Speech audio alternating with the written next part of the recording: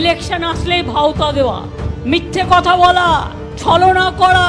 আজকে একটা মিটিং করতে আসবে বাবুরা, দেখবেন কত কাঁদবে, কত কুমিরের অশ্রু ঝরবে।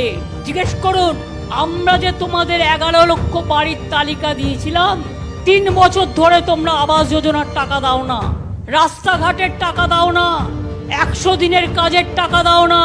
কেন? আমরা কি খারাপ করেছিলাম? 100 দিনের কাজে ভারতবর্ষে বাংলা প্রথম ছিল। 3 বছর 100 দিনের কাজ করে জব কার্ড হোল্ডার ঝড়ে জলে ভিজে মাথায় করে মাটি বয়ে তাদের টাকা দেয়নি। আমি আপনাদের বলেছিলাম টাকা আমরা দিয়ে দেবো। টাকা পেয়েছেন কি পাননি? 100 দিনের কাজে 59 লক্ষ লোককে টাকা আমরা পৌঁছে দিয়েছি।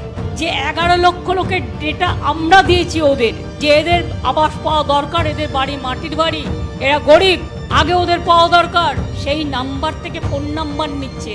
আর বিজেপির কল সেন্টার থেকে ফোন করে বলছে আপকা ঘর চাইয়ে না, আপ ফির অ্যাপ্লাই করো। কেন করবেন?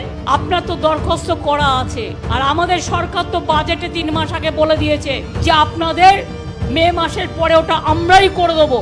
আমরা কারো দয়া চাই না, আমরা কারো ভিক্ষা চাই না। এই যে ক্ষতি হয়েছে 5000 বাড়ির, আমরাই করে দেবো। শুধু ইলেকশন কমিশনের কাছে রিকোয়েস্ট আছে, এটাকে ঝুলিয়ে রাখবেন না।